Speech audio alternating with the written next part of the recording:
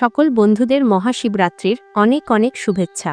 মহাশিবরাত্রি কেবল একটি উৎসব নয়, বরং আত্মা ও পরমাত্মার মিলনের রাত বলে মনে করা হয়।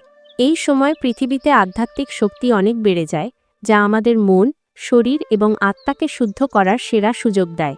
শাস্ত্রে বলা হয়েছে যে এই রাতে করা পূজা হাজার জন্মের পাপ ধুয়ে দেয়। যে ব্যক্তি মহাশিবরাত্রির এই কথা বা কাহিনী সত্যিকারের মন দিয়ে শোনেন, ভগবান শিব তার জীবনের সমস্ত দুঃখ দূর করে দেন। বন্ধুরা, এই গল্পটি শেষ পর্যন্ত অবশ্যই শুনবেন। এটি সেই সময়ের কথা যখন পৃথিবীতে ধর্ম কখনো কম আবার কখনো বেশি হতো, যখন মানুষের হৃদয় যন্ত্রণায় ভরে যেত এবং সে কোনো আশ্রয় পেত না। এই গল্পটি এমন এক ভক্তের, যাকে দুনিয়া প্রত্যাখ্যান করেছিল, কিন্তু মহাদেব তাকে বুকে জড়িয়ে নিয়েছিলেন। একটি ছোট গ্রামে হরিদেব নামে এক দরিদ্র ব্রাহ্মণ, তার স্ত্রী সত্যবতী এবং পুত্র বেদপ্রকাশের সাথে থাকতেন। হরিদেব খুবই সহজ সরল এবং ধার্মিক মানুষ ছিলেন। তিনি প্রতিদিন নিয়ম করে পাশের শিব মন্দিরে গিয়ে ভগবান শিবকে জল নিবেদন করতেন এবং পূজা করতেন। কিন্তু সত্যবতীর এসব পছন্দ ছিল না। একসময় তিনিও খুব বড় শিব ভক্ত ছিলেন। ব্রত করতেন, উপবাস করতেন, পূজা পাঠে মগ্ন থাকতেন। কিন্তু এখন পরিস্থিতি অন্যরকম ছিল। সত্যবতীর মনে হতো যে তিনি এবং তার স্বামী সারা জীবন ভগবানের ভক্তি করেছেন, কিন্তু দারিদ্র্য কখনো দূর হয়নি। হরিদেব যখন যুবক ছিলেন, তখন গ্রামে গ্রামে ঘুরে কথা বা কাহিনী শোনাতেন এবং পূজা করে যা দক্ষিণা পেতেন তাতেই সংসার চলত। কিন্তু এখন তিনি বৃদ্ধ হয়ে গেছেন এবং রোগও তাকে ঘিরে ধরেছে। তাদের ছেলে বেদপ্রকাশ গুরুকুলে পড়াশোনা করছিল। এখন বাড়ির অবস্থা খুব খারাপ হয়ে গিয়েছিল। খাওয়ার জন্য কিছু বাঁচত না। সত্যবতী মনে মনে দুঃখী থাকতে লাগলেন। তিনি ভাবতেন, আমি এত পূজা পাঠ করলাম, ব্রত রাখলাম, শিবজির কাছে মানত চাইলাম, কিন্তু আমাদের দুঃখ কখনো শেষ হলো না। ধীরে ধীরে তিনি ভগবানের ওপর থেকে বিশ্বাস হারাতে শুরু করলেন এবং এখন তিনি নিজেও আর পূজা করতেন না, তদুপরি হরিদেবকেও বাধা দিতে লাগলেন। বলতে লাগলেন, পণ্ডিতজি, পুরো যৌবন শিবজির সেবায় কাটিয়ে দিলেন, কিন্তু বিনিময়ে দারিদ্র্য আর দুঃখই পেলেন। এখন তো খাবারেরও অভাব, তবুও আপনি রোজ শিবলিঙ্গে জল চড়ান। এখন কি আর পাবেন শিবজির কাছ থেকে? হরিদেব চুপচাপ তার কথা শুনতেন, কিন্তু তার মনে ভগবান শিবের প্রতি অটুট শ্রদ্ধা ছিল। কিছুকাল পরে বেদপ্রকাশ তার পড়াশোনা শেষ করে বাড়ি ফিরে এল। এখন সে বড় হয়ে গেছে এবং বাবা মায়ের সেবা করতে লাগল। একদিনের কথা, বেদপ্রকাশ তার বাবার সাথে মন্দিরে বসেছিল। সেখানে সে শিব ভক্তদের ভগবান শিবের কথা শোনাতে লাগল। সে বলল, যে শ্রদ্ধার সাথে ভগবান শিবের কথা শোনে, ভোলানাথ তার সব মনোকামনা পূর্ণ করেন। সেই সময় সেই রাজ্যের রাজা বিক্রমসেন মন্দিরে পূজা করতে এসেছিলেন। তিনি বেদপ্রকাশের কথা শুনলেন। তিনি বেদপ্রকাশের কথার মধ্যে সত্যতা এবং শ্রদ্ধা দেখতে পেলেন। রাজা বিক্রমসেন তখনই বেদপ্রকাশকে রাজপ্রাসাদে ডাকলেন এবং তার মেয়ে রাজকুমারী সুরভিকে কথা শোনানোর জন্য তাকে রাজকীয় পুরোহিত হিসেবে নিযুক্ত করলেন। এখন তো বেদপ্রকাশ প্রতিদিন রাজপ্রাসাদে গিয়ে রাজকুমারী সুরভিকে কথা শোনাতে লাগল। সেখান থেকে যা দক্ষিণা মিলত, তাতেই সে তার বাবা মায়ের ভরণ পোষণ করতে লাগল। প্রিয় ভক্তগণ, ধীরে ধীরে এখন তার ঘরে অল্প অল্প ধন আসতে শুরু করেছিল, কিন্তু তবুও সত্যবতী প্রসন্ন ছিলেন না। তিনি একদিন বললেন, আমার ছেলের ভবিষ্যতের চিন্তা আমাকে গ্রাস করছে। আমাদের তো যেমন তেমন করে জীবন কেটে গেল, কিন্তু আমার ছেলের জীবন তো সবে শুরু হয়েছে। আমাদের কাছে এত ধন নেই যে তার জীবনে কখনো কাজে আসবে, আর আমাদের পরে তার কি হবে? তিনি আরও বললেন, মনে হয় আমাদের ভক্তি ও পূজা পাঠের ফল তো কখনো মিলবেই না। ভোলানাথ কি আমার দুঃখ দেখতে পান না? আমার ছেলে যা কিছু রাজার মহল থেকে আনে, তাতে যেমন তেমন করে সংসার চলে, পেট ভরে, কিন্তু প্রয়োজন তো আরও থাকে। সেসব কিভাবে পূরণ হবে? ভগবান কি আমাদের দিক থেকে মুখ ফিরিয়ে নিয়েছেন? আমার ছেলেকেও কি আমাদেরই মতো দারিদ্র্যে জীবন কাটাতে হবে? হরিদেব ও সত্যবতীর এই করুণার্তি যখন কৈলাস পর্বতে মা পার্বতী শুনলেন, তখন তিনি চিন্তিত হয়ে পড়লেন। তিনি ভগবান শিবকে বললেন, হে দেবের দেব মহাদেব, আপনি তো অন্তর্যামী, তবুও আপনি এই ভক্তদের এত দীর্ঘ পরীক্ষা কেন নিচ্ছেন? এই ব্রাহ্মণ হরিদেব তো আপনার একনিষ্ঠ ও পরম ভক্ত। দয়া করে এখনের দুঃখের অবসান ঘটান প্রভু, নইলে এমন না হয় যে সে আপনার প্রতি বিশ্বাসী হারিয়ে ফেলে এবং পূজা পাঠ থেকে দূরে সরে যায়। তখন মা পার্বতী বললেন, যদি এমনটাই চলতে থাকে, তবে কে আপনার পূজা করবে? পার্বতীজির এই কথা শুনে ভগবান শিব হাসলেন এবং বললেন, দেবী, আপনি একদম চিন্তা করবেন না। আমি তো আগেই তার ভাগ্যকে জাগ্রত করে দিয়েছি। এখন সময় এসেছে যে আমরা দুজনেই সাথে মা লক্ষ্মী এবং ভগবান বিষ্ণুকে নিয়ে ওই ব্রাহ্মণের বাড়ি যাই। আমার কৃপার পাশাপাশি এখন ওই ব্রাহ্মণ দম্পতি ভগবান বিষ্ণু ও মা লক্ষ্মীর কৃপারও পাত্র হয়ে উঠেছেন, কারণ এই দুই স্বামী স্ত্রী সর্বদা আমাদের সকলের একসাথে পূজা করেছেন। হে দেবী, এখন আমাদের পৃথিবী লোকে গিয়ে লীলা করতে হবে। এই বলে ভগবান শিব মা পার্বতীকে সাথে নিয়ে নন্দীর পিঠে চড়ে বৈকুণ্ঠ লোকে পৌঁছালেন। সেখানে ভগবান বিষ্ণু শেষনাগের শয্যায় বিরাজমান ছিলেন এবং মা লক্ষ্মী তার চরণ সেবা করছিলেন। ভগবান শিব ভগবান বিষ্ণুকে বললেন, ভাই, এখন পৃথিবী লোকে যাওয়ার সময় হয়েছে। এই শুনে ভগবান বিষ্ণু মা লক্ষ্মীকে বললেন, হে দেবী, এখন আমাদেরও যেতে হবে। আমাদের ভক্তের ডাক এসেছে। আর কি চারজন দেবদেবী, ভগবান শিব, মা পার্বতী, ভগবান বিষ্ণু এবং মা লক্ষ্মী সাধু ও সাধ্যির রূপ ধারণ করে পৃথিবী লোকে হরিদেবের বাড়িতে পৌঁছালেন। তারা দরজায় এসে অলক্ষ্য নিরঞ্জন, অলক্ষ্য নিরঞ্জন বলে ডাকতে লাগলেন। ঘরের ভেতর থেকে সেই বৃদ্ধ ব্রাহ্মণ হরিদেব বাইরে এলেন। তিনি দেখলেন যে দরজায় চারজন সাধু সাধ্যী দাঁড়িয়ে আছেন। তখন তিনি হাত জোড় করে তাদের প্রণাম করলেন। তখন সেই সাধুরূপী ভগবানরা বললেন, হে ব্রাহ্মণ দেব, আজ রাতে আমরা আপনার বাড়িতেই বিশ্রাম করতে চাই। এই শুনে বেদপ্রকাশ শ্রদ্ধার সাথে বলল, হে মহারাজ, আমাদের ঘরে যা কিছু আমরা রাজপ্রাসাদ থেকে দক্ষিণায় পাই তাতেই আমাদের তিনজনের খাবার চলে। আমরা খুবই সাধারণ জীবন যাপন করি, তাই আমি শুধু একবেলার খাবারই খাওয়াতে পারব। তখন সেই সাধু বেশধারী ভগবান শিব বেদপ্রকাশকে একটি পাত্র দিয়ে বললেন, বেদপ্রকাশ, আজ তুমি এই ডাল ভাত এই পাত্রে রান্না করো। এতে আমাদের সকলের জন্য 2 বেলার খাবার হয়ে যাবে। এইভাবে সেই পাত্রে তৈরি খাবারে 2 বেলার খাওয়ার ব্যবস্থা হয়ে গেল। এত খাবার তৈরি হলো যে সবাই 2 বেলা পেট ভরে ভোজন করলেন। পরের দিন সকালে যখন বেদপ্রকাশ মন্দিরে যাওয়ার জন্য তৈরি হল, তখন সাধু বেশধারী ভগবান শিব তাকে জিজ্ঞেস করলেন, হে পুত্র, তুমি কোথায় যাচ্ছ? বেদপ্রকাশ হাত জোড় করে উত্তর দিল, হে সাধু মহারাজ, আমি রাজপ্রাসাদে যাচ্ছি। সেখানে রাজকুমারীকে কথা শোনাই, এটি আমার রোজকার নিয়ম। তখন সাধু বললেন, আজ তুমি কথা শোনানোর পর রাজকুমারীকে এই প্রশ্ন করবে যে সে কোনো ইচ্ছা পূরণের জন্য রোজ কথা শোনে। এখন বেদপ্রকাশ রাজপ্রাসাদে পৌঁছাল এবং রাজকুমারী সুরভিকে কথা শোনানোর পর নম্রভাবে জিজ্ঞাসা করল, হে রাজকুমারী, আমি আপনাকে রোজ কথা শোনাই, দয়া করে বলুন যে আপনি এই কথা বা কাহিনীগুলি কোনো উদ্দেশ্যে শোনেন। রাজকুমারী হেসে বললেন, হে ব্রাহ্মণ পুত্র, আমি এই মনোকামনা নিয়ে কথা শুনি যে আমি এমন স্বামী পাই যার চর্চা পুরো রাজ্যে হয়, যার কপালে চাঁদ এবং সূর্যের মতো তেজ থাকে, যে এত ভাগ্যবান এবং ধনবান হয় যে লক্ষ্মী স্বয়ং তার পায়ে লুটিয়ে পড়েন, আর আমার বরযাত্রী এমন হয় যা আজ পর্যন্ত কেউ দেখেনি। প্রিয় ভক্তগণ, যখন বেদপ্রকাশ বাড়ি ফিরে এল, তখন সে রাজকুমারীর বলা সমস্ত কথা সাধুকে জানিয়ে দিল। পরের দিন আবার সকালে যখন সে রাজপ্রাসাদে যেতে লাগল, তখন সাধু বেশধারী ভগবান শিব তাকে আবার থামালেন এবং বললেন, হে পুত্র, আজ আবার ওই একই প্রশ্ন রাজকুমারীকে জিজ্ঞাসা করবে।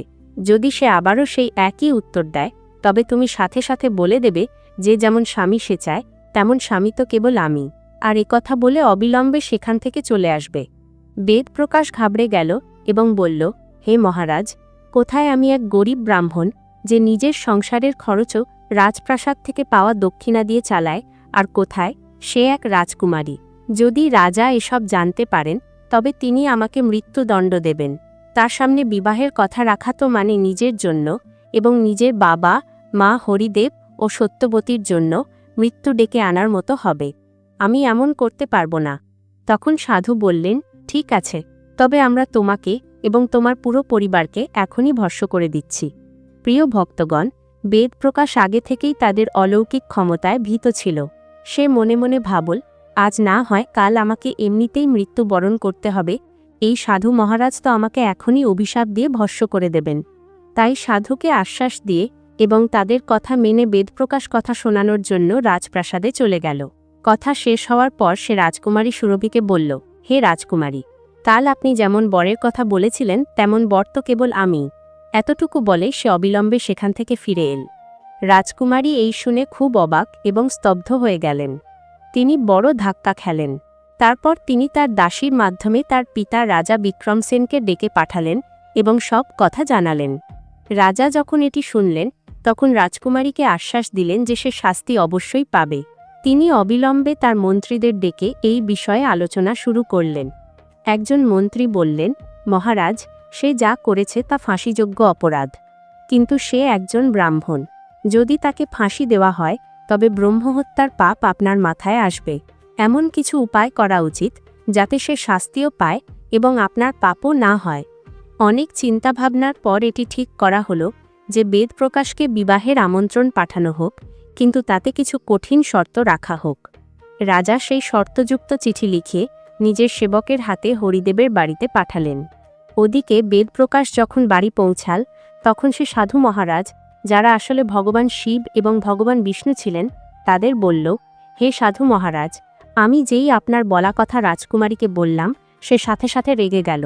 এখন শীঘ্রই ফাঁসির আদেশও আসতে পারে। সেই সময় রাজার সেবক নিমন্ত্রণপত্র নিয়ে সেখানে পৌঁছে গেল। সাধু বেশধারী ভগবানরা তাকে আদরপূর্বক বসালেন এবং বেদপ্রকাশকে বললেন যে সে চিঠিটি পড়ে শোনাক। প্রিয় ভক্তগণ, চিঠিতে লেখা ছিল, হে ব্রাহ্মণ পুত্র, আমাদের তোমার বিবাহের প্রস্তাব স্বীকার আছে, কিন্তু আমাদের কিছু শর্ত আছে। যদি তুমি এই শর্তগুলি পূরণ করতে পারো তবে আমরা আমাদের কন্যা সুরভির বিবাহ তোমার সাথে দেব। কিন্তু যদি তুমি কোনো শর্ত পূরণ করতে না পারো তবে তোমাকে এবং তোমার পুরো পরিবারকে ফাঁসি দেওয়া হবে। শর্তগুলি এই রকম ছিল।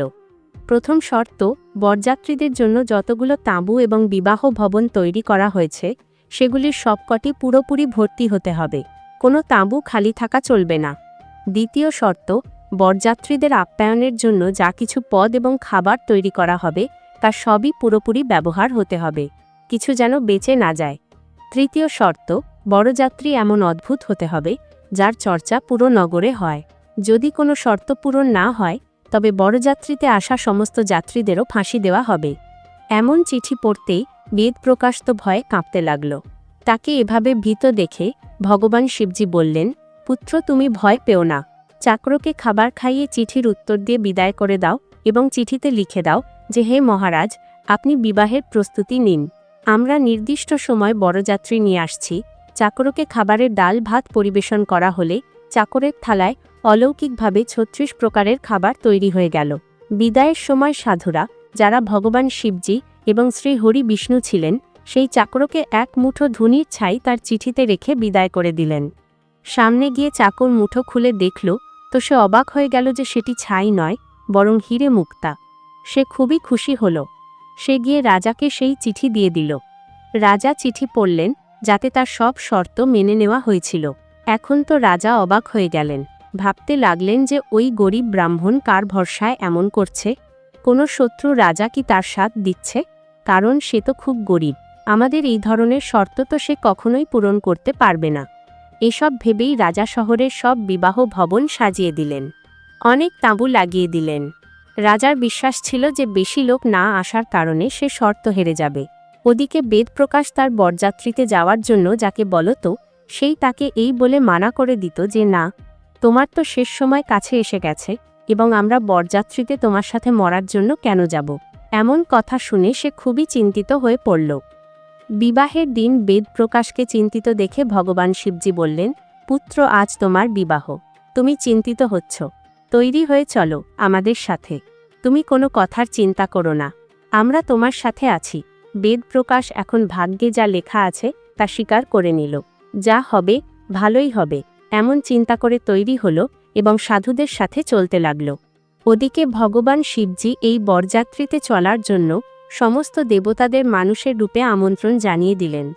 ভূত, প্রেত, পিশাচ এবং অনেক গণদেরও বিবাহে সামিল করে নিলেন, যার ফলে সমস্ত বিবাহ ভবনে লাগানো তাঁবু দেখতে দেখতে কানায় কানায় ভরে গেল। এরপরেও কিছু বরযাত্রী তাঁবু ছাড়াই রয়ে গেল। এখন রাজার কাছে খবর পৌঁছানো হলো যে বরযাত্রীদের থাকার আরও ব্যবস্থা করা হোক। রাজা শুনলেন তো তিনি শুনে অবাক হয়ে গেলেন। এখন তিনি ভাবলেন যে কোথা থেকে এত বরযাত্রী এল, আমাদের গিয়ে দেখা উচিত আসলে ব্যাপারটা কি। রাজা অবিলম্বে সেখানে পৌঁছালেন। রাজাকে আসতে দেখে ভগবান ভোলানাথ শুক্র ও শনিদেবকে শিশুর রূপ দিয়ে ক্ষুধার কারণে কাঁদিয়ে দিলেন। রাজা দুটি ছোট শিশুকে কাঁদতে দেখে জিজ্ঞাসা করলেন যে এই শিশুরা কেন কাঁদছে। সাধু বেশে শিবজি বললেন, মহারাজ, এদের খুব জোরে খিদে পেয়েছে। এখন রাজা ওই শিশুদের খাবার খাওয়ানোর জন্য পাঠিয়ে দিলেন।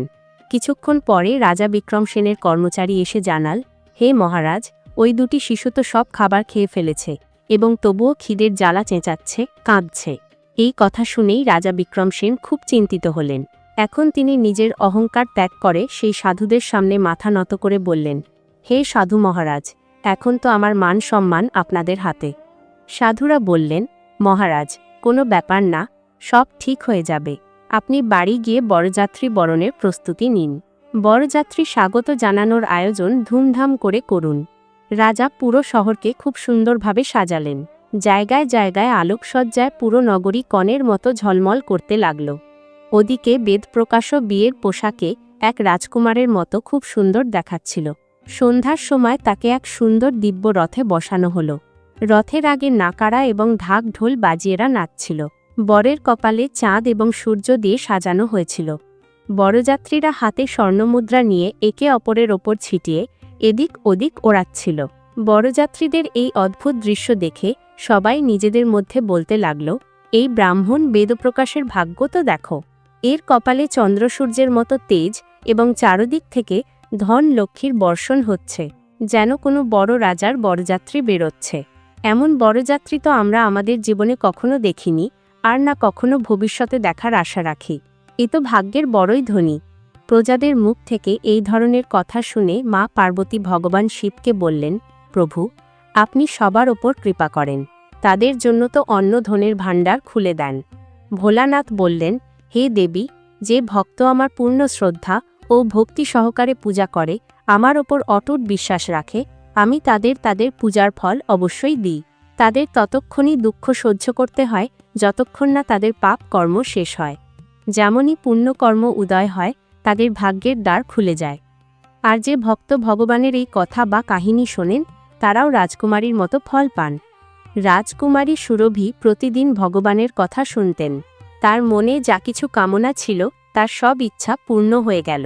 এত ভোলানাথ, মা পার্বতী এবং ভগবান বিষ্ণু তথা লক্ষ্মীজির মহিমা ছিল, যার কারণে ব্রাহ্মণ হরিদেব ধনী হয়ে গেলেন। তার বাড়ি এখন রাজপ্রাসাদের মতো সুন্দর হয়ে গেল। তার ঘরে কোনো জিনিসের কোনো অভাব ছিল না। এখন হরিদেব আবার ভগবানের পূজা অর্চনা শুরু করে দিলেন এবং খুব দান দক্ষিণা দিতে লাগলেন। এখন তো রাজকুমারী সুরভি প্রতিদিন ভগবানের কথা প্রেমের সাথে শুনতেন এবং অন্যদের শোনাতেন। তাই প্রেমের সাথে বলুন, শ্রী লক্ষ্মী নারায়ণ ভগবানের জয়। ভগবান ভোলানাথ মা পার্বতীর জয়। নমঃ পার্বতীপতে হর হর মহাদেব। বন্ধুরা, আসুন এখন আমরা ভগবান ভোলানাথের আর একটি বিরল কাহিনী শুনি, যা পুরোটা শোনা মাত্রই সমস্ত দুঃখ শেষ হয়ে যায়। যে ভক্ত এই কাহিনী সত্যিকারের মন দিয়ে মনোযোগ সহকারে শোনেন, তাদের সমস্ত বিগড়ে যাওয়া কাজ হতে শুরু করে এবং তারা শীঘ্রই প্রতিটি সমস্যা থেকে বেরিয়ে আসেন।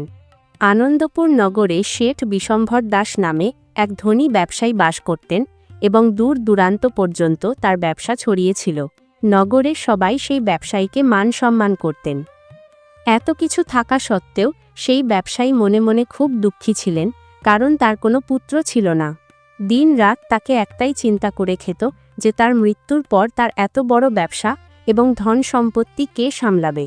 পুত্র লাভের আশায় শেঠ বিশম্ভর দাস প্রতি সোমবার ভগবান শিবের ব্রত ও পূজা করতেন। সন্ধ্যায় তিনি শিব মন্দিরে গিয়ে ভগবান শিবের সামনে ঘিয়ের প্রদীপ জ্বালাতেন। তার ভক্তি দেখে একদিন দেবী পার্বতী ভগবান শিবকে বললেন, হে প্রাণনাথ, এই ব্যবসায়ী আপনার একনিষ্ঠ ভক্ত। কতদিন ধরে এই নিয়মিত সোমবারের ব্রত ও পূজা করছে। হে প্রভু, আপনি এর মনোকামনা অবশ্যই পূর্ণ করুন। ভগবান শিব হেসে বললেন, হে পার্বতী, এই সংসারে সবাই তাদের কর্ম অনুযায়ী ফল পায়। প্রাণী যেমন কর্ম করে তারা তেমনই ফল লাভ করে। তা সত্ত্বেও পার্বতীজি মানলেন না। তিনি ভগবান ভোলানাথকে অনুরোধ করে বললেন, না প্রাণনাথ, আপনাকে এই ব্যবসায়ীর ইচ্ছা পূরণ করতেই হবে, কারণ এ আপনার পরম ভক্ত। প্রতি সোমবার বিধি মেনে ব্রত করে এবং পূজা অর্চনার পর আপনাকে ভোগ নিবেদন করে একবেলা ভোজন গ্রহণ করে। আপনাকে একে পুত্র লাভের বরদান দিতেই হবে। দেবী পার্বতীর এত অনুরোধ দেখে ভগবান শিব বললেন, হে দেবী, তোমার অনুরোধে আমি এই ব্যবসায়ীকে পুত্র লাভের বরদান দিচ্ছি, কিন্তু এর পুত্র 16 বছরের বেশি জীবিত থাকবে না। সেই রাতেই ভগবান শিব স্বপ্নে ব্যবসায়ীকে দর্শন দিয়ে তাকে পুত্র লাভের বরদান দিলেন এবং সাথে এও জানালেন যে তার পুত্র কেবল 16 বছর পর্যন্তই বেঁচে থাকবে। ভগবানের বরদানে শেঠ বিশম্ভর দাস খুশিত হলেন, কিন্তু পুত্রের অল্পায়ুর চিন্তা সেই খুশিকে ম্লান করে দিল। শেঠ আগের মতোই সোমবারের ব্রতবিধি মেনে করতে থাকলেন। কয়েক মাস পরে তার ঘরে এক অতি সুন্দর পুত্র জন্মগ্রহণ করল। পুত্রের জন্মে ব্যবসায়ীর ঘরে খুশির বন্যা বয়ে গেল। খুব ধুমধাম করে পুত্র জন্মের উৎসব পালন করা হল। যদিও শেঠের খুব বেশি আনন্দ হয়নি, কারণ তিনি পুত্রের অল্পায়ুর রহস্য জানতেন। এই রহস্য শেঠ ছাড়া বাড়ির আর কেউ জানত না। বিদ্বান ব্রাহ্মণরা সেই পুত্রের নাম রাখলেন আর্যমিত্র। যখন আর্যমিত্র 12 বছরের হল, তখন তার শিক্ষার জন্য তাকে কাশী নগরীতে পাঠানোর সিদ্ধান্ত নেওয়া হল। শেঠ বিশম্ভর দাস আর্যমিত্রের মামা শিলধরকে ডাকলেন এবং বললেন, আর্যমিত্রকে শিক্ষা লাভের জন্য মহাশিলা নগরীতে রেখে এসো। আর্যমিত্র তার মামা শিলধরের সাথে শিক্ষা লাভের জন্য রওনা হল। পথে যেখানেই তারা রাতে বিশ্রামের জন্য থামত, সেখানেই যজ্ঞ করত এবং ব্রাহ্মণদের ভোজন করাত। দীর্ঘ যাত্রার পর তারা একটি নগরে পৌঁছাল, যেখানে রাজার কন্যার বিবাহের খুশিতে পুরো নগর সাজানো ছিল। নির্দিষ্ট সময় বরযাত্রী এসে গেল, কিন্তু বরের পিতা এই নিয়ে চিন্তিত ছিলেন যে তার ছেলে এক চোখে কানা। তার ভয় ছিল যে যদি রাজা এই কথা জানতে পারেন, তবে তিনি হয়তো বিয়েতে অস্বীকার করবেন, আর এতে তার খুব বদনাম হবে। বরের পিতা আর্যমিত্রকে দেখলেন তো তার মাথায় একটি বুদ্ধি এল। তিনি ভাবলেন, কেননা এই ছেলেটিকে বর সাজিয়ে রাজকুমারী চন্দ্রিকার সাথে বিয়ে দিয়ে দিই। বিয়ের পর একে ধন দিয়ে বিদায় করে দেব এবং রাজকুমারীকে নিজের নগরে নিয়ে যাব। বরের পিতা এই বিষয়ে আর্যমিত্র এবং শিলধরের সাথে কথা বললেন। শিলধর ধন পাওয়ার লোভে বরের পিতার কথা মেনে নিলেন। আর্যমিত্রকে বরের পোশাক পরিয়ে রাজকুমারী চন্দ্রিকার সাথে বিয়ে দিয়ে দেওয়া হল। রাজা অনেক ধন সম্পদ দিয়ে রাজকুমারীকে বিদায় জানালেন। যখন আর্যমিত্র ফিরছিল, তখন সে সত্য লুকাতে পারল না। সে রাজকুমারীর ওড়নায় লিখে দিল, রাজকুমারী চন্দ্রিকা, তোমার বিবাহ তো আমার সাথে হয়েছে, কিন্তু আমি তো মহাশিলা নগরীতে শিক্ষা লাভ করতে যাচ্ছি। এখন তোমাকে যে যুবকের স্ত্রী হতে হবে সে এক চোখে কানা। যখন রাজকুমারী তার ওড়নায় লেখা দেখলেন এবং তা পড়লেন, তখন তিনি কানা ছেলের সাথে যেতে অস্বীকার করলেন। যখন রাজা জানতে পারলেন যে তার কন্যার বিবাহ কানা রাজকুমারের সাথে হয়নি, তখন তিনি রাজকুমারীকে প্রাসাদে রেখেই দিলেন। ওদিকে আর্যমিত্র তার মামা শিলধরের সাথে মহাশিলা নগরীতে পৌঁছে গেল। আর্যমিত্র সেখানে গুরুকুলে পড়াশোনা শুরু করে দিল। যখন আর্যমিত্রের বয়স 16 বছর পূর্ণ হল, তখন সে একটি যজ্ঞ করাল। যজ্ঞ শেষে ব্রাহ্মণদের ভোজন করাল এবং প্রচুর অন্ন বস্ত্র দান করল। রাতে আর্যমিত্র নিজের শোবার ঘরে ঘুমিয়ে পড়ল। ভগবান শিবের বরদান অনুসারে ঘুমের মধ্যেই আর্যমিত্রের প্রাণ পাখি উড়ে গেল। সূর্যোদয়ের সময় যখন মামা শিলধর আর্যমিত্রকে মৃত দেখলেন, তখন তিনি কান্নাকাটি করতে লাগলেন। আশেপাশের মানুষও একত্রিত হয়ে দুঃখ প্রকাশ করতে লাগল। মামার বিলাপের শব্দ পাশ দিয়ে যাওয়ার সময় ভগবান শিব এবং মা পার্বতীও শুনলেন। পার্বতীজি ভগবান শিবকে বললেন, প্রাণনাথ, আমার দ্বারা এই ব্যক্তির কান্না সহ্য হচ্ছে না, আপনি এর কষ্ট অবশ্যই দূর করুন। ভগবান শিব পার্বতীজির সাথে অদৃশ্য রূপে কাছে গিয়ে আর্যমিত্রকে দেখলেন। তখন পার্বতীজিকে বললেন, হে দেবী, এ তো সেই শেঠ বিশম্ভর দাসের পুত্র, যাকে আমি 16 বছর আয়ুর বরদান দিয়েছিলাম। এর আয়ু তো পূর্ণ হয়ে গেছে। পার্বতীজি পুনরায় ভগবান শিবের কাছে নিবেদন করলেন, হে প্রাণনাথ, আপনি এই ছেলেটিকে জীবিত করুন, নইলে এর বাবা মা পুত্রের মৃত্যুর কারণে কেঁদে কেঁদে নিজেদের প্রাণ ত্যাগ করবেন। এই ছেলেটির পিতা তো আপনার পরম ভক্ত, বছরের পর বছর ধরে সোমবারের ব্রত করে আসছেন এবং আপনাকে ভোগ নিবেদন করে আসছেন। দেবী পার্বতীর অনুরোধে ভগবান শিব আর্যমিত্রকে পুনর্জীবনের বরদান দিলেন। ভগবান শিবের আশীর্বাদে কিছু মুহূর্তের মধ্যেই আর্যমিত্র জীবিত হয়ে উঠে বসল। শিক্ষা শেষ করার পর আর্যমিত্র তার মামা শিলধরের সাথে আনন্দপুর নগরের দিকে রওনা দিল। চলতে চলতে তারা সেই নগরে পৌঁছাল যেখানে আর্যমিত্রের বিবাহ হয়েছিল। সেই নগরেও আর্যমিত্র একটি যজ্ঞের আয়োজন করল। পাশ দিয়ে যাওয়ার সময় নগরের রাজা যজ্ঞ দেখলেন তখন সাথে সাথে আর্যমিত্রকে চিনে ফেললেন। যজ্ঞ শেষ হলে রাজা আর্যমিত্র এবং শিলধরকে প্রাসাদে নিয়ে গেলেন। কিছুদিন তাদের প্রাসাদে সসম্মানে রেখে প্রচুর ধন ও বস্ত্র দিয়ে রাজকুমারী চন্দ্রিকার সাথে বিদায় দিলেন।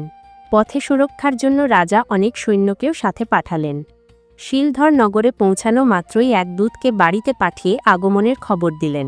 আর্যমিত্রের জীবিত ফিরে আসার খবরে শেঠ বিশম্ভর দাস অত্যন্ত প্রসন্ন হলেন। তিনি এবং তার স্ত্রী একটি ঘরে নিজেদের বন্ধ করে অনাহারে তৃষ্ণার্ত হয়ে নিজের পুত্রের অপেক্ষা করছিলেন।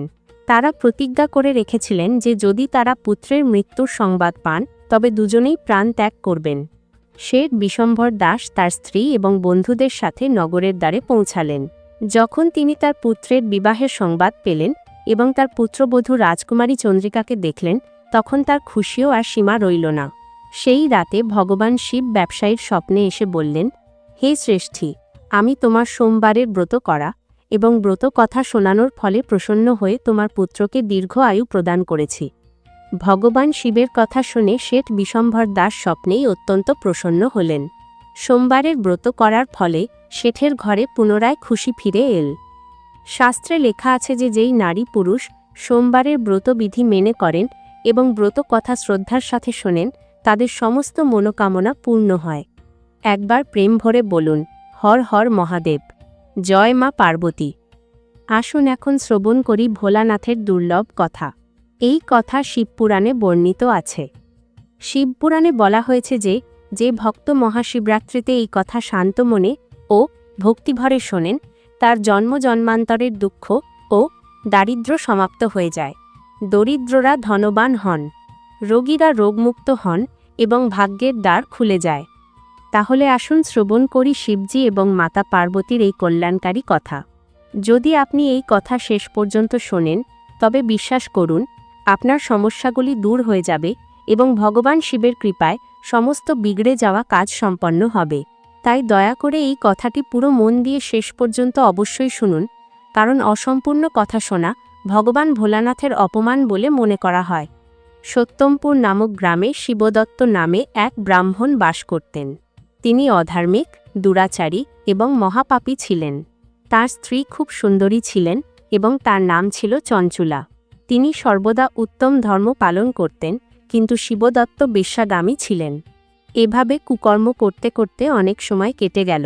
তার স্ত্রী চঞ্চুলা কামপীড়িত হওয়ার পরেও স্বধর্মের ভয়ে ক্লেশ সহ্য করতে লাগলেন এবং দীর্ঘকাল ধর্ম থেকে বিচ্যুত হলেন না। কিন্তু সময়ের সাথে সাথে তিনিও নিজের পাপী স্বামীর আচরণে প্রভাবিত হয়ে দুরাচার করতে শুরু করলেন এবং ধর্ম থেকে বিমুখ হলেন। এভাবে দুরাচারে লিপ্ত সেই স্বামী স্ত্রীর জীবন ব্যর্থভাবেই অতিবাহিত হতে লাগল। অবশেষে বেশ্যাগামী এবং দূষিত বুদ্ধিসম্পন্ন সেই ব্রাহ্মণ শিবদত্ত মৃত্যুবরণ করলেন এবং নিজের পাপের কারণে নরকে গেলেন। নরকের কঠোর দুঃখ ভোগ করার পর সেই মূর্খ ব্রাহ্মণ বিন্ধ্যাচল পর্বতে এক ভয়ঙ্কর পিশাচ রূপে জন্মগ্রহণ করলেন। অন্যদিকে শিবদত্তের মৃত্যুর পর তাঁর স্ত্রী চঞ্চুলা পুত্রদের সাথে কিছুকাল বাড়িতেই রইলেন, কিন্তু স্বামীর অভাবে তিনিও পরপুরুষের সঙ্গদোষে জড়িয়ে পড়লেন। বাস্তবে সতী নারীরা বিপদেও ধর্ম ত্যাগ করেন না, এটাই তাদের তপস্যা। তপস্যা কঠিন হয়, কিন্তু তার ফল অমৃতের সমান মিষ্টি হয়। কিন্তু যারা বিষয় বাসনায় ডুবে যায়, তারা এই সত্য বুঝতে পারে না। একদিন দৈবযোগে কোনো এক পুণ্যলগ্নে ধর্মবতী নিজের ভাই বন্ধুদের সাথে গোকর্ণ ক্ষেত্রে গেলেন। সেখানে তিনি তীর্থের জলে স্নান করলেন এবং পরিবারের সাথে যাত্রা করতে লাগলেন। ঘুরতে ঘুরতে তিনি এক প্রাচীন শিব মন্দিরে পৌঁছালেন, যেখানে এক ব্রাহ্মণ কথা শোনাচ্ছিলেন। সেখানে চঞ্চুলা সেই ব্রাহ্মণের মুখ থেকে ভগবান শিবের পরম পবিত্র এবং কল্যাণকারী কথা শুনলেন। কথক বলছিলেন যে নারীরা ব্যভিচার করেন তাদের যমলোকে ভয়ঙ্কর যন্ত্রণা দেওয়া হয়। যমদূতরা তাদের শরীরের অঙ্গগুলিকে তপ্ত লোহা দিয়ে দগ্ধ করেন এবং তাদের সাথে ঘোর অত্যাচার করেন। সেই পীড়ায় কাতর হয়ে আত্মা বারবার বিলাপ করে, কিন্তু যমদূতরা কর্মফল অবশ্যই ভোগ করান। এই বৈরাগ্যপূর্ণ কথা শুনে চঞ্চুলা ভয়ে কাঁপতে লাগলেন। কথা শেষ হতেই যখন সবাই ফিরে গেলেন, তখন ধর্মবতী সেই ব্রাহ্মণকে বললেন, হে ব্রাহ্মণ, ধর্ম না জানার কারণে আমার দ্বারা ভারী পাপ হয়েছে, কৃপা করে আমার উদ্ধার করুন। আপনার এই প্রবচন আমার হৃদয়ে বৈরাগ্য জাগিয়ে তুলেছে। আমি ধিক্কারের পাত্রী। আমি পাপে ডুবেছিলাম। এখন আমি আমার পাপের প্রায়শ্চিত্ত করতে চাই। যখন যমদূতরা আমাকে বেঁধে নরকে নিয়ে যাবে এবং আমার শরীর চিরে ফেলবে, তখন আমি সেই মহাযন্ত্রণা কিভাবে সহ্য করব? হে ব্রাহ্মণ, আপনি এখন আমার কাছে গুরুর সমান। দয়া করে আমাকে পথ দেখান। আপনিই আমার মাতা পিতা। আমি আপনার শরণাপন্ন হয়েছি। এই অবলার এখন আপনিই উদ্ধার করুন। এইভাবে বিলাপ করতে করতে চঞ্চুলা ব্রাহ্মণ দেবতার চরণে লুটিয়ে পড়লেন। তখন ব্রাহ্মণ কৃপাপূর্বক তাকে ওঠালেন এবং বললেন, হে নারী, তুমি ভাগ্যবতী যে ভগবান শঙ্করের কৃপায় তুমি বৈরাগ্যপূর্ণ শিবপুরাণের কথা শুনে সময় থাকতেই নিজের ভুল বুঝতে পেরেছ। তুমি ভয় পেও না এবং ভগবান শিবের চরণে যাও। তার পরম কৃপায় তোমার সমস্ত পাপ নষ্ট হয়ে যাবে। আমি তোমাকে ভগবান শিবের কথাসহ সেই পথ বলবো, যার দ্বারা তুমি সুখদায়ী উত্তম গতি লাভ করবে। শিবের কথা শুনে তোমার বুদ্ধি শুদ্ধ হয়েছে, তুমি অনুতপ্ত হয়েছ এবং তোমার মনে বৈরাগ্য উৎপন্ন হয়েছে। অনুতাপী পাপীদের জন্য সবচেয়ে বড় প্রায়শ্চিত্ত। অনুতাপী পাপ মোচন করে, এর মাধ্যমেই পাপের শুদ্ধি হয়। সৎপুরুষদের মতে পাপের শুদ্ধি কেবল সত্যিকারের অনুতাপেই সম্ভব। যে মানুষ নিজের কুকর্মের জন্য অনুতাপ করে না, সে কখনো উত্তম গতি লাভ করতে পারে না। কিন্তু যার নিজের খারাপ কাজের জন্য আন্তরিক অনুতাপ হয়, সে নিশ্চিতভাবেই উত্তম গতির ভাগী হয়, এতে কোনো সন্দেহ নেই। শিবপুরাণের কথা শুনলে অন্তঃকরণ শুদ্ধ হয় এবং মন নির্মল হয়। শুদ্ধ চিত্তেই ভগবান শিব ও পার্বতীর বাস হয়। সেই শুদ্ধ আত্মা সর্বদা শিবের পদ লাভ করে। এই কথার শ্রবণ সকল মানুষের জন্য কল্যাণকারী, তাই এর আরাধনা ও সেবা করা উচিত। এই কথা ভববন্ধনরূপী রোগের বিনাশকারী। ভগবান শিবের কথা শুনে হৃদয়ে তা মনন করা উচিত। এতে চিত্ত শুদ্ধ হয় এবং যখন চিত্ত শুদ্ধ হয়, তখন জ্ঞান ও বৈরাগ্যের সাথে মহেশ্বরের ভক্তি অবশ্যই প্রকট হয়। তার অনুগ্রহে দিব্য মুক্তি লাভ হয়। যে মানুষ মায়ার প্রতি আসক্ত, সে এই সংসার বন্ধন থেকে মুক্ত হতে পারে না। হে ব্রাহ্মণ পত্নী, তুমি অন্যান্য বিষয় থেকে নিজের মনকে সরিয়ে ভগবান শঙ্করের এই পরম পাবন কথা শোনো। এতে তোমার চিত্ত শুদ্ধ হবে এবং তুমি মোক্ষ লাভ করবে। যে মানুষ নির্মল হৃদয়ে ভগবান শিবের চরণের চিন্তন করে, তার এক জন্মেই মুক্তি হয়ে যায়। এ কথা বলে ব্রাহ্মণ মৌন হয়ে গেলেন। তাঁর হৃদয় করুণায় ভরে উঠল এবং তিনি ধ্যানে মগ্ন হয়ে গেলেন। ব্রাহ্মণের এই উপদেশ শুনে চঞ্চুলার চোখে আনন্দের অশ্রু ছলছল করে উঠল। তিনি হর্ষে পরিপূর্ণ হয়ে ব্রাহ্মণ দেবতার চরণে লুটিয়ে পড়লেন এবং হাত জোড় করে বললেন, আমি কৃতার্থ হলাম। হে ব্রাহ্মণ, আপনি শিব ভক্তদের মধ্যে শ্রেষ্ঠ। আপনি ধন্য। আপনি পরমার্থদর্শী এবং সর্বদা পরোপকারে রত থাকেন। হে মুনিবর, আমি নরকের সমুদ্রে ডুবে যাচ্ছিলাম। কৃপা করে আমার উদ্ধার করুন। যে পৌরাণিক এবং অমৃত সমান সুন্দর শিবপুরাণ কথার কথা আপনি বললেন, তা শুনেই আমার মনে বৈরাগ্য উৎপন্ন হয়েছে। সেই অমৃতময় শিবপুরাণ কথা শোনার জন্য আমার মনে প্রবল শ্রদ্ধা হচ্ছে। দয়া করে আপনি আমাকে তা শোনান। শিবপুরাণের কথা শোনার ইচ্ছা মনে নিয়ে চঞ্চুলা সেই ব্রাহ্মণ দেবতার সেবায় সেখানেই থেকে গেলেন। সেই গোকর্ণ নামক মহাক্ষেত্রে সেই ব্রাহ্মণ দেবতার মুখ থেকে চঞ্চুলা শিবপুরাণের ভক্তি, জ্ঞান ও বৈরাগ্য বর্ধনকারী এবং মুক্তি প্রদানকারী পরম উত্তম কথা শ্রবণ করে কৃতার্থ হলেন। তাঁর চিত্ত শুদ্ধ হয়ে গেল। তিনি নিজের হৃদয়ে শিবের সগুণ রূপের চিন্তন করতে লাগলেন। তিনি সর্বদা শিবের সচ্চিদানন্দময় স্বরূপ স্মরণ করতেন। এরপর যখন তার সময় পূর্ণ হল, তখন চঞ্চুলা কোনো কষ্ট ছাড়াই নিজের শরীর ত্যাগ করলেন। তাকে নেওয়ার জন্য এক দিব্য বিমান সেখানে পৌঁছাল। সেই বিমানটি শোভা সাধনে সুসজ্জিত ছিল এবং শিবগণ দ্বারা সুশোভিত ছিল। চঞ্চুলা সেই বিমানে করে শিবপুরীতে পৌঁছালেন। তার সমস্ত পাপ ধুয়ে গেল এবং তিনি দিব্যাঙ্গনা হয়ে গেলেন। তিনি গৌরাঙ্গী দেবী, মস্তকে অর্ধচন্দ্রের মুকুট এবং অন্যান্য দিব্য অলঙ্কার ধারণ করে শিবপুরীতে পৌঁছালেন। সেখানে তিনি সনাতন দেবতা ত্রিনেত্রধারী মহাদেব শিবের দর্শন পেলেন। সমস্ত দেবতা ভক্তিভরে তার সেবায় উপস্থিত ছিলেন। তার অঙ্গকান্তি কোটি সূর্যের সমান প্রকাশিত হচ্ছিল। 5টি মুখ এবং প্রতিটি মুখে 3টি করে চোখ ছিল। মস্তকে অর্ধচন্দ্রাকার মুকুট শোভা পাচ্ছিল। কণ্ঠে নীল চিহ্ন ছিল। তার সাথে দেবী গৌরী বিরাজমান ছিলেন, যিনি বিদ্যুৎপুঞ্জের মতো প্রকাশিত হচ্ছিলেন। মহাদেবজির কান্তি কাপুরের মতো গৌরবর্ণ ছিল। তাঁর শরীরে শ্বেত বস্ত্র ছিল এবং শরীর শ্বেত ভস্মে আবৃত ছিল। এভাবে ভগবান শিবের পরম উজ্জ্বল রূপ দর্শন করে চঞ্চলা অত্যন্ত প্রসন্ন হলেন। তিনি ভগবানকে বারবার প্রণাম করলেন এবং হাত জোড় করে প্রেম, আনন্দ ও সন্তোষযুক্ত হয়ে বিনম্রভাবে দাঁড়িয়ে রইলেন। তার চোখ দিয়ে আনন্দাশ্রুর ধারা বইতে লাগল। ভগবান শঙ্কর ও ভগবতী গৌরী উমা করুণাযুক্ত সৌম্য দৃষ্টিতে দেখে চঞ্চুলাকে নিজের কাছে ডাকলেন। গৌরী উমা তাকে ভালোবেসে নিজের সখী বানিয়ে নিলেন। চঞ্চলা সুখপূর্বক ভগবান শিবের ধামে উমা দেবীর সখী রূপে বাস করতে লাগলেন। একদিন চঞ্চলা আনন্দে মগ্ন হয়ে উমাদেবীর কাছে গেলেন এবং 2 হাত জোড় করে তাঁর স্তুতি করতে লাগলেন। চঞ্চলা বললেন, হে গিরিরাজ নন্দিনী, স্কন্দমাতা উমা, আপনি সমস্ত মানুষ এবং দেবতাদের দ্বারা পূজ্য এবং সমস্ত সুখ প্রদানকারী। আপনি শম্ভুপ্রিয়া, আপনি সগুণা এবং নির্গুণা। হে সচ্চিদানন্দ স্বরূপিণী, আপনিই প্রকৃতির পালক। হে মাতা, আপনি সংসারের সৃষ্টি, পালন এবং সংহারকারী। আপনি ব্রহ্মা, বিষ্ণু এবং মহেশকে উত্তম প্রতিষ্ঠা দানকারী পরম শক্তি। সদ্গতি প্রাপ্ত চঞ্চলা এভাবে দেবীর স্তুতি করে শান্ত হলেন। তার চোখে প্রেমের অশ্রু উমড়ে এল। তখন শঙ্কর প্রিয়া ভক্তবৎসল উমা দেবী বড় প্রেমে চঞ্চলাকে চুপ করিয়ে বললেন, সখী চঞ্চলা, আমি তোমার স্তুতিতে প্রসন্ন হয়েছি। বলো, কি বর চাও? চঞ্চলা বললেন, হে গিরিরাজ কুমারী, আমার স্বামী শিবদত্ত এই মুহূর্তে কোথায় আছেন? আমাকে বলুন এবং এমন কোনো উপায় করুন যাতে আমরা আবার মিলিত হতে পারি। হে মহাদেবী, আমার স্বামী এক শূদ্র জাতির বেশ্যার প্রতি আসক্ত ছিলেন এবং পাপেই ডুবে থাকতেন। গিরিজা বললেন, বাছা, তোমার স্বামী শিবদত্ত বড় পাপী ছিল। তার অন্তিম পরিণতি বড় ভয়ানক হয়েছে। বেশ্যা সম্ভোগ করার কারণে সেই মূর্খ নরকে বহু বছর ধরে নানা প্রকার দুঃখ ভোগ করে। এখন অবশিষ্ট পাপ ভোগ করার জন্য বিন্ধ্য পর্বতে পিশাচযোনিতে বাস করছে। সেই দুষ্ট সেখানে বাতাস খেয়ে থাকে এবং সব ধরনের কষ্ট সহ্য করে।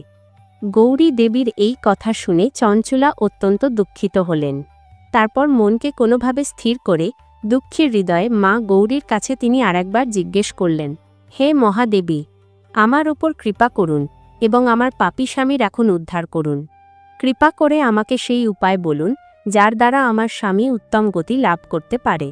গৌরী দেবী বললেন, যদি তোমার স্বামী শিবদত্ত শিবপুরাণের পুণ্যময় উত্তম কথা শোনে তবে সে এই দুর্গতি পার করে উত্তম গতির ভাগী হতে পারে। অমৃতের সমান মধুর গৌরী দেবীর এই বচন শুনে চঞ্চলা 2 হাত জোড় করে মস্তক নত করে তাকে বারবার প্রণাম করলেন এবং প্রার্থনা করলেন যে আমার স্বামীকে শিবপুরাণ শোনানোর ব্যবস্থা করুন। ব্রাহ্মণ পত্নী চঞ্চলার বারবার প্রার্থনায় শিবপ্রিয়া গৌরী দেবী ভগবান শিবের মহিমা গানকারী গন্ধর্বরাজ তুম্বুরুকে ডাকলেন এবং বললেন, ভগবান শিবে তোমার অপার ভক্তি আছে। তুমি আমার মনের কথা জানো এবং আমার কার্য সিদ্ধ করো। আমার এই সখী চঞ্চলা নিজের স্বামীর মুক্তি চায়। তুমি এর সাথে বিন্ধ্য পর্বতে যাও। সেখানে এক মহাঘোর এবং ভয়ানক পিশাচ বাস করে। পূর্বজন্মে সেই পিশাচ শিবদত্ত নামক ব্রাহ্মণ ছিল, যে চঞ্চলার স্বামী ছিল, কিন্তু সে বেশ্যাগামী হয়ে গিয়েছিল। সে নিত্যকর্ম, সন্ধ্যা, স্নান সব ছেড়ে দিয়েছিল। ক্রোধে তার বুদ্ধি ভ্রষ্ট হয়েছিল। সে সজ্জনদের সাথে দেশ এবং দুর্জনদের সাথে মিত্রতা করত, হিংসা করত, লোকেদের কষ্ট দিত এবং তাদের ঘর জ্বালিয়ে দিত। স্ত্রীকে ত্যাগ করে বেশ্যা ও চণ্ডালদের সাথে থেকে সে শেষ পর্যন্ত দুরাচার করতে থাকে। মৃত্যুর পর সে যমপুরী যায় এবং ঘোর নরক ভোগ করে এখন বিন্ধ্য পর্বতে পিশাচ হয়ে নিজের পাপের ফল ভোগ করছে। তুমি তার সামনে পরম পুণ্যদায়ী এবং পাপ বিনাশকারী শিবপুরাণের কথা পাঠ করো। তা শুনে তার হৃদয় শুদ্ধ হবে এবং সে প্রেতজনি থেকে মুক্ত হয়ে যাবে।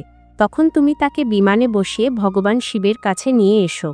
মা গৌরীর আদেশ পেয়ে গন্ধর্বরাজ তুম্বুরু অত্যন্ত প্রসন্ন হলেন এবং চঞ্চলাকে সাথে নিয়ে বিমানে করে বিন্ধ্য পর্বতে পৌঁছালেন। সেখানে তারা বিকটাকার পিশাচ শিবদত্তকে দেখলেন। তার শরীর বিশাল এবং মুখ ভয়ানক ছিল। সে কখনো হাসত, কখনো কাঁদত এবং কখনো লাফাত। তুম্বুরু তাকে রজ্জু দিয়ে বেঁধে নিলেন এবং কথা শোনার জন্য এক মণ্ডপ রচনা করলেন। এই সংবাদ ছড়িয়ে পড়তেই অনেক দেবর্ষীও সেই স্থানে উপস্থিত হলেন। সবাইকে আদরপূর্বক আসন দেওয়া হল। পিশাচ শিবদত্তকেও রজ্জুতে বেঁধে আসনে বসানো হল। তারপর তুম্বুরু শিবপুরাণের 7টি সংহিতা, বিদ্যেশ্বর থেকে বায়বীয় সংহিতা পর্যন্ত অমৃতময় গান শুরু করলেন। সেই দিব্য কথা শোনামাত্রই শিবদত্তের সমস্ত পাপ নষ্ট হয়ে গেল। সে পিশাচ যোনি ত্যাগ করল এবং তার শরীর গৌরবর্ণ, শ্বেত বস্ত্র ও অলঙ্কারে যুক্ত দিব্য স্বরূপে পরিবর্তিত হয়ে গেল। সে চঞ্চুলার সাথে ভগবান শিবের গুণগান করতে লাগল। তার এই রূপ দেখে সবাই বিস্মিত হয়ে গেলেন। কথা সমাপ্ত হলে দেবর্ষিরা প্রসন্ন হয়ে নিজের ধামে ফিরে গেলেন। শিবদত্ত নিজের স্ত্রী চঞ্চুলা এবং তুম্বুরুর সাথে বিমানে বসে শিবপুরীর উদ্দেশ্যে প্রস্থান করলেন। ভগবান শিব এবং দেবী পার্বতী তাদের নিজের পার্শ্বদ রূপে স্বীকার করে নিলেন।